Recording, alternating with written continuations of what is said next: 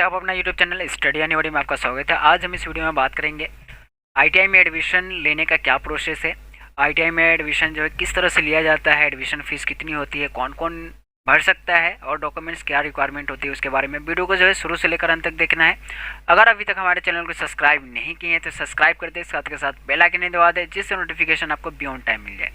तो सबसे पहले जो है आपको ये पता होना चाहिए कि किसी भी ट्रेड में, किसी भी इंस्टीट्यूट में या फिर किसी भी गवर्नमेंट इंस्टीट्यूट में एडमिशन लेने के लिए जो है सबसे पहले जो है उसका प्रोस्पेक्टस रिलीज़ किया जाता है। तो उसका प्रोस्पेक्टस जो है अलग अलग स्टेट का, आप जैसे कि आईटीआई में एडमिशन लेंगे तो अलग अलग स्टेट का जो है अलग अलग प्रोस्पेक्टस होता है।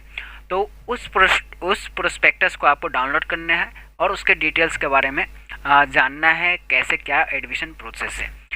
यानी कि आप जिस स्टेट आईटीआई में एडमिशन लेना चाहते हैं उस स्टेट का जो है उसका ऑफिशियल वेबसाइट आपको सर्च कर लेना है। अगर आपको नहीं पता है तो आपको जो है प्रीवियस वीडियो मैंने डाला था, आप वो जाके देख सकते हैं, या फिर इसका जो है ऑफिशियल जो है प्लेलिस्ट मैंने बना रखा है, उसमें आप जाके जानकारी ले सकते हैं।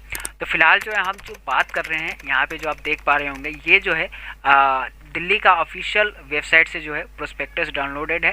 ठीक है, वो मैं बता रहा हूँ कि इस तरह से जो है प्रोस्पेक्टस होता है, फ्रंट पेज उसका दिल्ली आईटीआई का। ठीक है, तो इसके ये जब आप पढ़ेंगे तो किस तरह से जो एडमिशन लिया जाता है, एनसीवीटी एससीवीटी क्या होता है, ये सारी डिटेल्स जो है इसमें दिया हुआ होता है।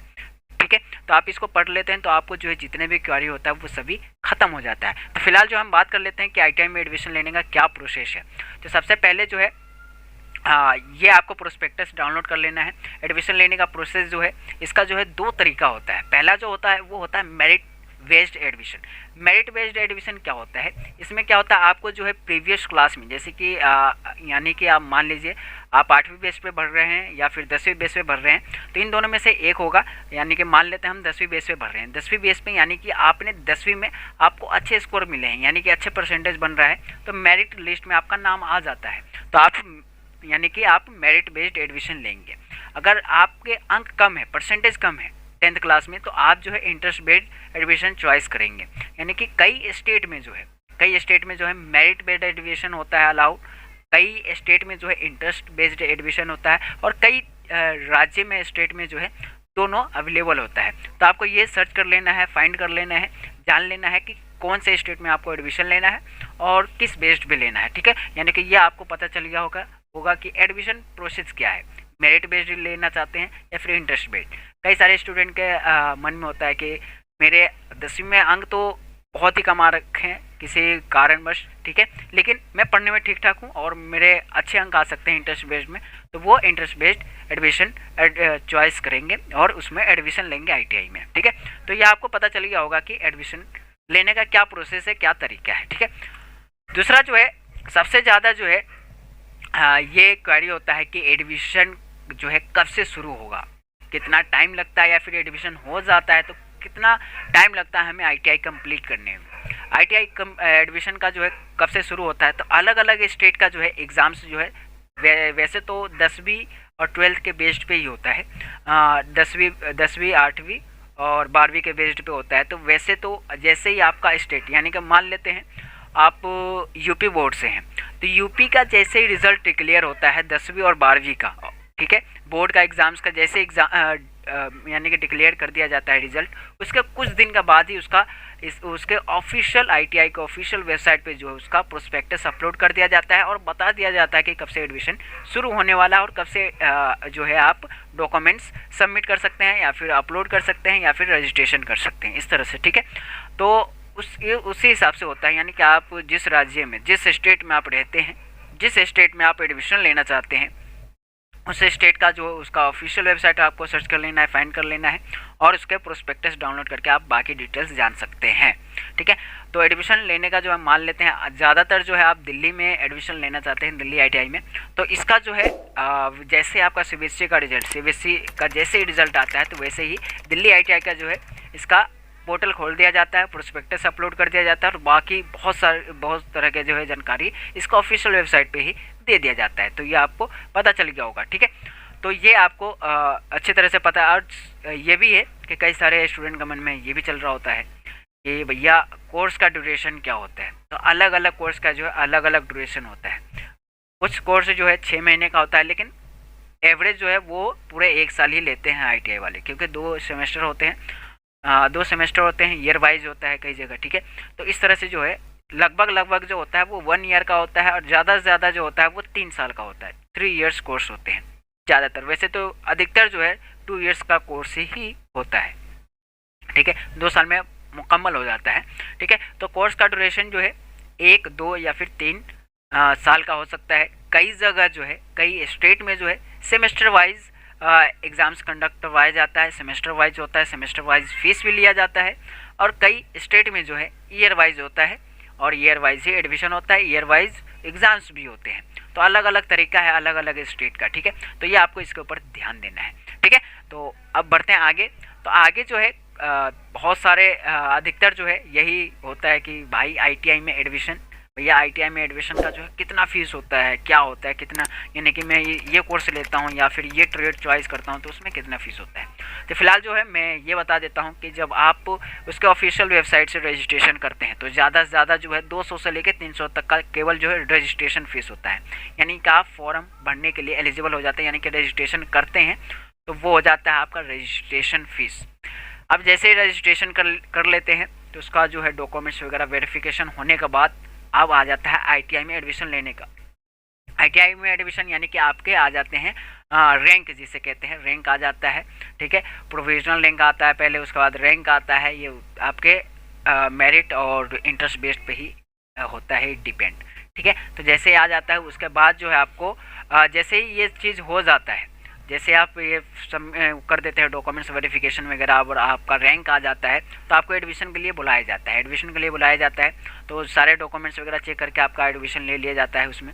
तो जैसे ही आप एडमिशन हो जाता है तो उसको 1 हफ्ते का या फिर 2 से 3 दिन का टाइम मिलता है आपको फीस पेमेंट करने का। 2 से 3 दिन का टाइम होता है इसमें, ठीक है। यानी कि जिस कोर्स में आप लेते हैं, मैं अभी एग्जांपल दे देता हूँ, आरएससी जो है रेफ्रिजरेटर का होता है, यानी कि जिसे आप कहते हैं फ्रिज का जो कोर्स होता है, फ्रिज एसी ये सब। तो उसमें जो है उसका जो दिल्ली में जो आईटीआई का एडमिशन का फीस जो है मतलब कि सेमेस्टर का, फर्स्ट सेमेस्टर का जो फीस है वो है 1800 रुपये। यानी कि अब जैसे आप एडमिशन ले लेंगे तो उसके 2 दिन या फिर पोर्टल के टाइम तक ही वो, यानी कि जो जब तक कट ऑफ जो आया है, रैंक आया है, जब तक एडमिशन हो रहा है उसके बीच में आप वो सबमिट कर सकते हैं पैसा, ठीक है। 1800 रुपये जैसे आप सबमिट कर लेते हैं आपका एडमिशन हो जाता है। और एडमिशन होने के बाद जैसे ही आपने फीस सबमिट कर दिए, डॉक्यूमेंट जाके सबमिट कर दो और जाके जो है आप अपनी क्लास ले सकते हैं। तो इस तरह से जो है इसका फीस के डिटेल्स के बारे में मैंने बता दिया, ठीक है। ये आपको समझ में आ ही गया होगा, ठीक है। अब हम बात कर लेते हैं क्वालिफिकेशन एलिजिबिलिटी जिसे आप कहते हैं। यानी कि आप कई सारे कोर्स या फिर ट्रेड जो होता है वो एलिजिबिलिटी जो होता है, कई जैसे कि आप पेंटर बनना चाहते हैं, कारपेंटर बनना चाहते हैं, और भी कई सारे ट्रेड है।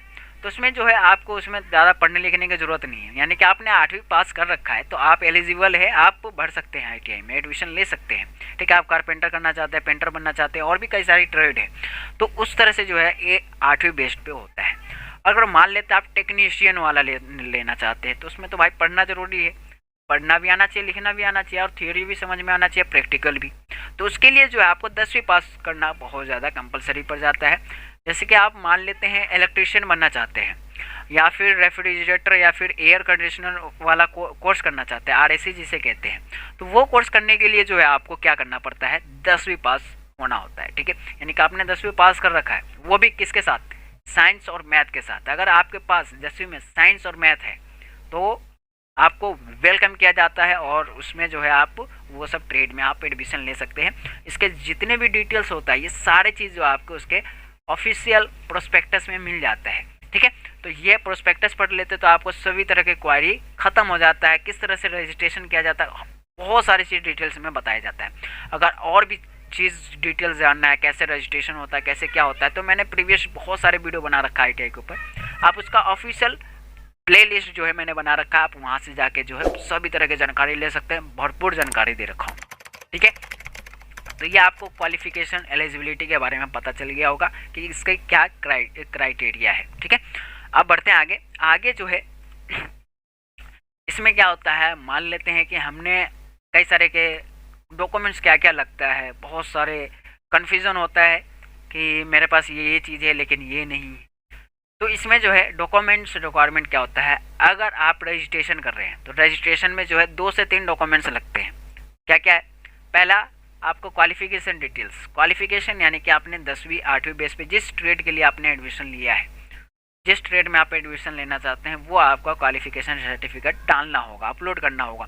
मान लेते हैं कि आपके पास क्वालिफिकेशन डिटेल्स है नहीं, यानी कि आपने 8वीं पास कर रखा है लेकिन आपके पास 8वीं क्लास का कोई भी डिटेल्स नहीं है, ठीक है, लेकिन आपने 8वीं कर रखा है, कौन से विद्यालय से कर रखा है, उसका जो है एक सर्टिफिकेट बनता है, या फिर आपको जो है इसका प्रोस्पेक्टस पे भी अपलोड कर दिया जाता है सर्टिफिकेट, नीचे होगा सबसे लास्ट में होता है प्रोस्पेक्टस के, तो आप वहाँ से जाके जो उसको प्रिंट करवा के आप अपने विद्यालय से जिसमें आपने कर रखा है वहाँ से जाके जो आप सिग्नेचर वगैरह करवा के आप एडमिशन ले सकते हैं, ठीक है। तो ये पहला क्वालिफिकेशन यानी कि आपने 8वीं 10वीं 12वीं जो भी कर रखा है, क्वालिफिकेशन जो भी है वो आपको चाहिए होता है, ठीक है। रजिस्ट्रेशन का समय पहला मान लेते हैं, पहला जो है आपका हो गया passport size photo. Passport size अगर नहीं है तो आप मोबाइल से फ़ोटो क्लिक कर लो और अपलोड कर दो, ठीक है, इस तरह से भी कर सकते हैं। और इसके ऊपर वीडियो चाहिए तो डिटेल्स कमेंट कर देना, और भी कई सारे वीडियो चाहिए, किसी भी तरह का क्वेरी हो आप बेफिक्र कमेंट कर सकते हैं, पूछ सकते हैं, कोई सा भी सवाल हो ITI से संबंधित बेफिक्र मैं अगर फ्री रहूँगा तो आपको रिप्लाई करने की कोशिश करूँगा, या फिर आप कॉन्टैक्ट भी कर सकते हैं, ठीक है, कोई पूछने वाली ये बात नहीं है, ठीक है। तो पहला जो पासपोर्ट साइज़ फ़ोटो आप अपलोड करना होता है। दूसरा जो है क्वालिफाइंग सर्टिफिकेट, यानी कि आपने क्या कर रखा है, 8वीं पास है 10वीं पास है, ठीक है, ये दोनों सर्टिफिकेट अपलोड करने होते हैं।